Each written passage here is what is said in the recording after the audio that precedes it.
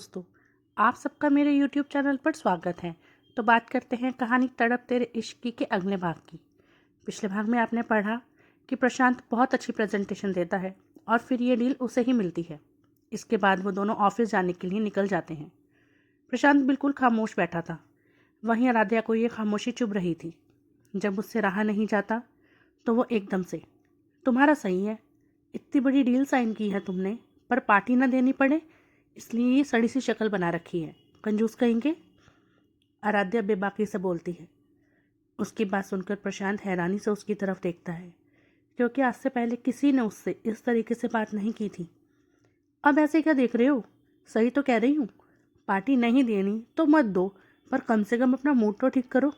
इतना सड़ू सा फेस बनाकर क्यों बैठे हो, थोड़ा हंसो, मुस्कुराओ, चिल करो ना। आराध्या उसे बड़ी सी स्माइल देते हुए बोलती है। प्रशांत उसके बचपने पर हल्का सा मुस्कुरा देता है और फिर अपना चेहरा फेरते हुए, ऐसी बात नहीं है। उसकी आवाज़ में उदासी थी, जो कि आराध्या ने भी भाप ली थी। तो कैसी बात है, मुझे बता दो। आराध्या हल्का सा उसकी तरफ खिसकते हुए बोलती है, पर प्रशांत कुछ नहीं बोलता और ना ही उसकी तरफ देखता है। पता नहीं क्यों आराध्या को आज ये चुप चुप सा प्रशांत अच्छा नहीं लग रहा था। इससे तो ये जब ही सही था जब गुस्सा करता था, कम से कम कुछ बोलता तो था। वो धीरे से बड़बड़ाती है, पर फिर वो एकदम से, सही नाम रखा है मैंने तुम्हारा, कंजूस। नहीं नहीं, कंजूस नहीं, महाकंजूस। कुछ नहीं हुआ है तुम्हें, बस तुम्हारा खर्चा ना हो जाए इसलिए तुमने ये सड़ी सी शक्ल बनाई हुई है। वह किसी छोटे बच्चे की तरह शिकायत करते हुए बोल रही थी और बेहद प्यारी लग रही थी। पता नहीं क्यों प्रशांत को उसका इस तरह से बात करना, उसका ये बेबाकी भरा अंदाज अच्छा लग रहा था। वो आराध्या की तरफ देखता है, जैसे कह रहा हो कि बस भी करो अब। पर आराध्या कहाँ मानने वाली थी। वो तपाक से बोलती है, सही तो कह रही हूँ मैं, इतनी बड़ी डील साइन की तुमने और चेहरे पर ज़रा खुशी नहीं। मैं होती ना तुम्हारी जगह तो शानदार पार्टी देती, और एक तुम हो, महाकंजूस। अरे कम से कम एक आइसक्रीम तो खिला ही सकते हो। वो सामने आइसक्रीम शॉप की तरफ इशारा करते हुए बोलती है। किसी की बात ना मानने वाला प्रशांत आराध्या को मना नहीं कर पाता, और इस बात का उसे खुद एहसास नहीं था। चलो, वो आराध्या को गाड़ी से बाहर निकलने का इशारा करते हुए बोलता है और खुद भी गाड़ी से बाहर निकल जाता है। आराध्या भी छट से गाड़ी से उतरती है। उसके चेहरे पर इस वक्त बच्चों जैसी खुशी थी, जो कि प्रशांत भी देख पा रहा था। आराध्या के चेहरे की खुशी देखकर प्रशांत मन ही मन मुस्कुरा उठता है। खैर, दोनों साथ में चलते हुए आइसक्रीम शॉप की तरफ चले जाते हैं और ड्राइवर गाड़ी साइड में लगा लेता है। वो दोनों शॉप के अंदर जाते हैं। सबसे पहले तो प्रशांत चारों तरफ नज़र घुमाकर ये देखता है कि वहाँ पर साफ़ सफाई का ध्यान तो रखा जा रहा है ना, वहाँ की आइसक्रीम खाने लायक तो है ना। आराध्या उसे ही देख रही थी। वो उसके चेहरे के भाव देखकर ही समझ जाती है कि उसके मन में क्या चल रहा है। वो तुरंत प्रशांत के मन में चल रही उथल पुथल को शांत करते हुए, ओ कम ऑन प्रशांत, अब प्लीज़ तुम पार्टी ना देने के बहाने मत ढूंढो। अच्छी खासी साफ़ सुथरी शॉप है, मैं तो आइसक्रीम ऑर्डर कर रही हूँ। इतना कहकर वो बिना प्रशांत की बात सुने काउंटर पर चली जाती है। प्रशांत उसे जाते हुए देखता है और फिर मन में, ये लड़की बवाल है बिल्कुल। कुछ ही देर में आराध्या 2 आइसक्रीम के कप लेकर उसके पास आती है और एक कप प्रशांत की तरफ बढ़ाते हुए, वैसे तो तुम्हें मुझे किसी शानदार होटल में पार्टी देनी चाहिए थी, पर कोई नहीं, अभी मैं ऐसी से काम चला लेती हूँ, बाद में तुम मुझे अच्छी सी पार्टी दे देना। आराध्या इस तरह बोल रही थी जैसे वो ये आइसक्रीम खाकर प्रशांत पर कोई एहसान कर रही हो। ये पहली बार था जब कोई इस तरीके से प्रशांत के करीब जा रहा हो, उससे बात कर रहा हो, या हम कह सकते हैं कि उसका मूड चेंज करने की कोशिश कर रहा हो, वो भी दिल से, बिना किसी स्वार्थ के, बिना किसी लालच के। आराध्या की बातों का असर प्रशांत पर होने लगा था, इसलिए तो उसने आराध्या के हाथ से आइसक्रीम का कप लिया और आराम से उसे खाते हुए, धन्यवाद देवी जी, मुझ पर इतना बड़ा उपकार करने के लिए, इस आइसक्रीम को खाकर मुझ पर मेहरबानी करने के लिए, इस पर प्रशांत हंसते हुए बोलता है। उसकी बातें सुनकर आराध्या भी खिलखिलाकर हंस देती है। हालांकि वो अंदर ही अंदर काफ़ी हैरान थी कि प्रशांत को इस तरह से मजाक करते हुए देखकर, पर अपने चेहरे से महसूस नहीं होने देती। वो नहीं चाहती थी कि प्रशांत जरा भी असहज महसूस करे। वो मुस्कुराते हुए, बिल्कुल सही कहा तुमने, वैसे भी खुशियाँ बांटने से बढ़ती हैं यार, जितनी बांट लो उतनी कम है। मैं तो बहुत खुश हूँ कि तुमने ये डील साइन की, वो बेहद अपनापन जताते हुए बोलती है। प्रशांत उसकी बातों पर बस मुस्कुराकर रह जाता है। इसके बाद दोनों आइसक्रीम खाते खाते और बातें करते करते शॉप से बाहर आ जाते हैं और वहीं इधर से उधर टहलते हुए अपनी अपनी आइसक्रीम का मज़ा लेने लगते हैं। जो प्रशांत हमेशा शांत वातावरण में, अपने घर में या किसी बड़े आलीशान होटल में ही सब कुछ खाता था, वो आज आराध्या के साथ बातों में ऐसा डूबा हुआ था कि उसे कोई होश ही नहीं था कि वो कब से सड़क पर खड़ा होकर इधर से उधर घूमते हुए आइसक्रीम खा रहा है। इस वक्त उसे होश नहीं है। खैर, कुछ देर में दोनों की आइसक्रीम तो ख़त्म हो जाती हैं, लेकिन बातें ख़त्म नहीं होती। दोनों गाड़ी में बैठते हैं और फिर ऑफिस के लिए निकल जाते हैं। सुबह जो प्रशांत ऑफिस आया था तो उसका मूड इतना ख़राब था कि स्टाफ का हर मेंबर उसके सामने जाने से भी डर रहा था। लेकिन अब उसका मूड इतना अच्छा था, इतना खुश था वो, जो शब्दों में बयान नहीं किया जा सकता। ये खुशी उसके चेहरे पर दिख रही थी, या हम कह सकते हैं कि वो अपनी परेशानी भूल गया था, अतीत की बातों से बाहर आ गया था। एक तरीके से मन हल्का हो गया था उसका, रिलैक्स महसूस कर रहा था वो अब। और किसकी वजह से? सिर्फ और सिर्फ आराध्या की वजह से।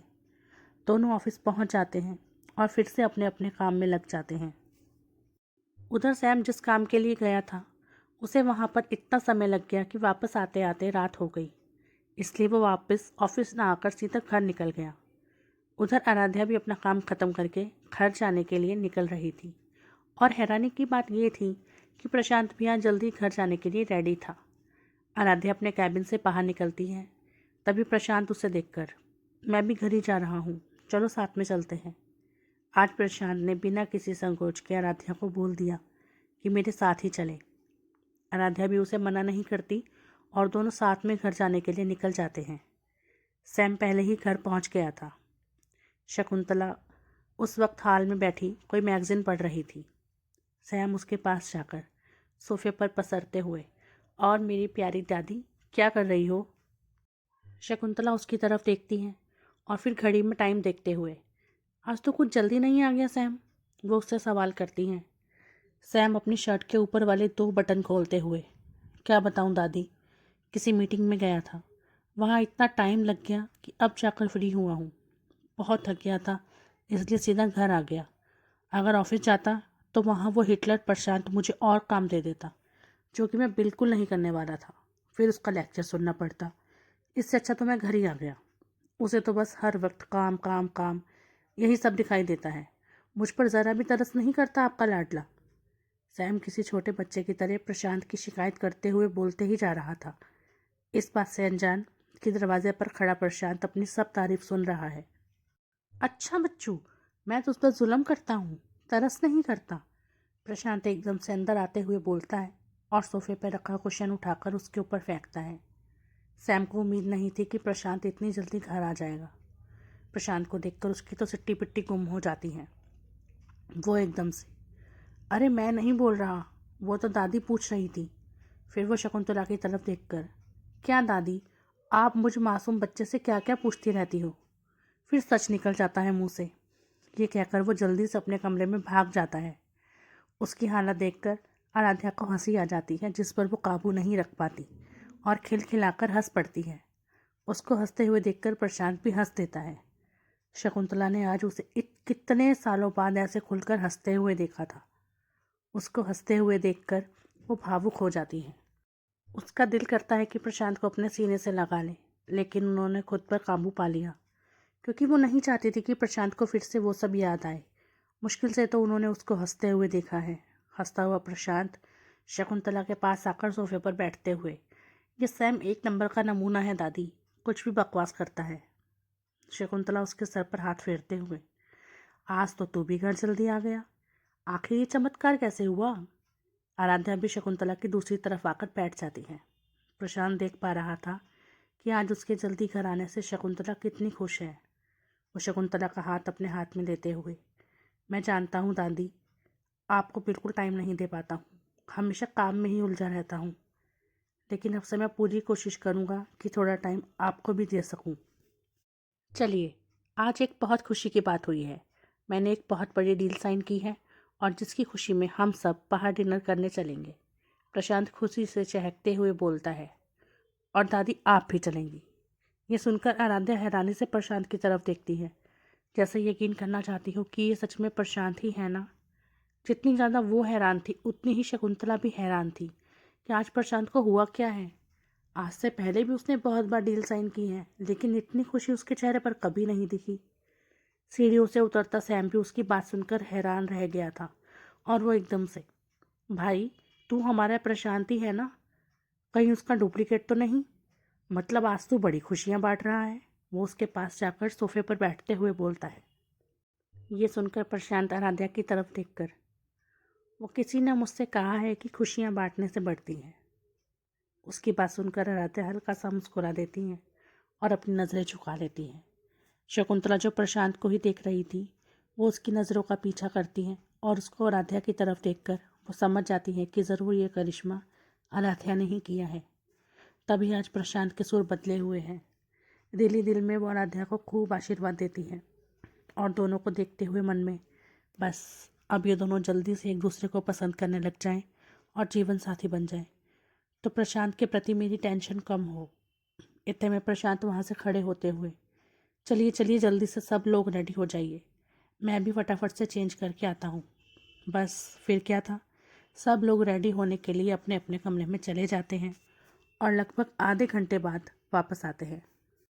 सैम ने ब्लू जीन्स और साथ में वाइट टी शर्ट डाली हुई थी, जिसमें वो जच रहा था। वहीं प्रशांत ने हमेशा की तरह ब्लैक कलर का 3 पीस सूट डाला हुआ था, जिसमें वो भी कुछ कम नहीं लग रहा था। शकुंतला भी रेडी होकर बाहर आ गई थी, बस आराध्या भी नहीं आई थी। सैम घड़ी में टाइम देखते हुए, ये लड़कियां हमेशा ही तैयार होने में वक्त लगाती हैं, वो थोड़ा सा खिंचते हुए बोलता है, क्योंकि उसको बहुत भूख लगी थी। पर शकुंतला के दिमाग में तो अलग ही खिचड़ी पक रही थी।